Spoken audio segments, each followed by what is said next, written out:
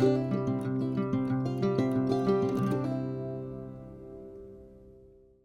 hello there, folks, and a very warm welcome to you. It's lovely to see you all again, and thanks for coming over just to check out this very easy recipe. And I do hope that I find you very well indeed. And it's so easy because we're doing it in the slow cooker. I haven't used the slow cooker in quite a wee while now, and the weather's got a wee bit colder, so I'm going to get the slow cooker out and make this. So this is everything I used here, but I will put this on the screen as we go, along with the quantities and measurements. And you'll also find everything down below in the description box as well. So I've got some cooked ham, I've got some sliced potatoes, chicken stock, cream, I've got some salt, pepper, and also whole grain mustard. I've got a wee bit of garlic there. I've got some cheese and also some green onions or scallions or cybes, whatever you want to call them. For herbs, I've got sage and thyme. So that's it. Really easy, like I said. Just make sure you cut your tatties nice and thin. I've got these ones about 1/4 of an inch thick, and that would be ideal. You don't need to peel them, just leave the skin on. So into a large bowl, you want to put your cream, followed by your chicken stock. You can use vegetable stock if you prefer. I've got 1 teaspoon each of salt, pepper, and whole grain mustard. You can use Dijon mustard or whatever mustard you prefer. Give this a good stir round just to make sure everything is well combined, and then you can just set that to the side. This is the slow cooker that I'm using here. This is a 3.5 litre Crockpot. So you want to start off with a nice good layer of your sliced potatoes right in the bottom. And then to this, we're going to add 1/3 of the cooked ham. This is just leftover ham. You could use bacon, whatever you prefer. Just make sure it's cooked. And then with the sage as well and the thyme, about 1/3 of this, because we're going to make 3 layers. So you just want to chop your ingredients into 3 so that you've got 3 distinct layers. And then again with the spring onions, about 1/4 of those, and then your garlic. I've got 3 cloves, so you want to put about a clove of garlic into your first layer. You can mince this if you prefer. I prefer just to chop mine. I quite like the texture of the chunky garlic. And then the cheddar cheese, again, about 1/3 of your cheddar cheese. You can use whatever cheese you prefer. Mozzarella works really well in this as well, but I would do half mozzarella, half cheddar, just for the nice strong flavour. And then about 1/3 of that lovely cream mixture on top, and then just repeat for another 2 layers.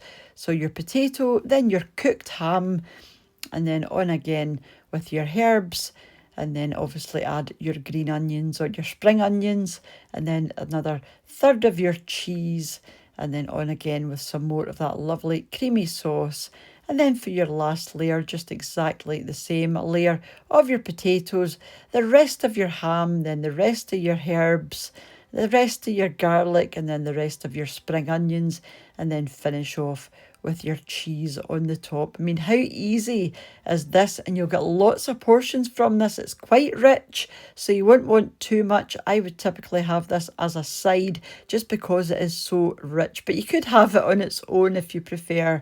So you want to cook this on high for about 4 or 5 hours, just until you can poke a knife in there and it's soft all the way through, and all your, obviously your potatoes are cooked all the way down to the bottom. Like I said, I like to test this with a knife. It's just the easiest way to do it.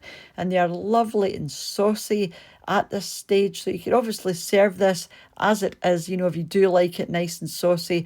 I prefer just to put the slow cooker off and leave it sitting there for about 20-25 minutes.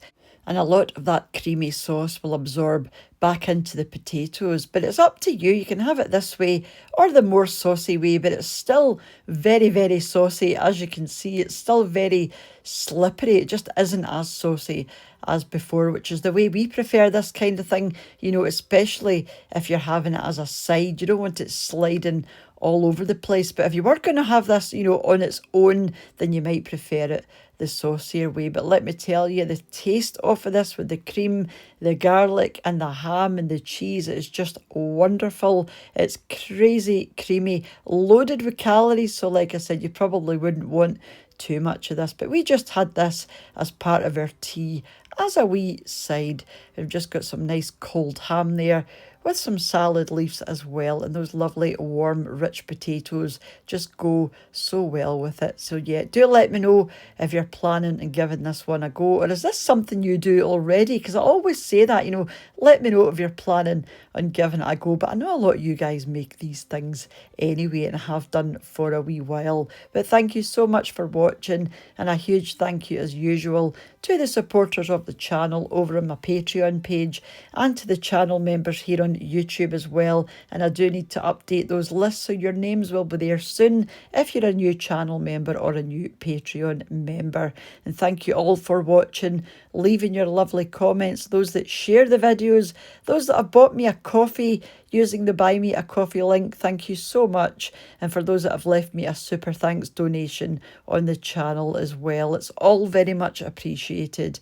And I will catch up with you during the week for another wee video or 3 back here on What's for Tea. So until you choose to join me again, have a wonderful rest of your day, and I'll catch you off as soon. Take care and bye for now. Bye now.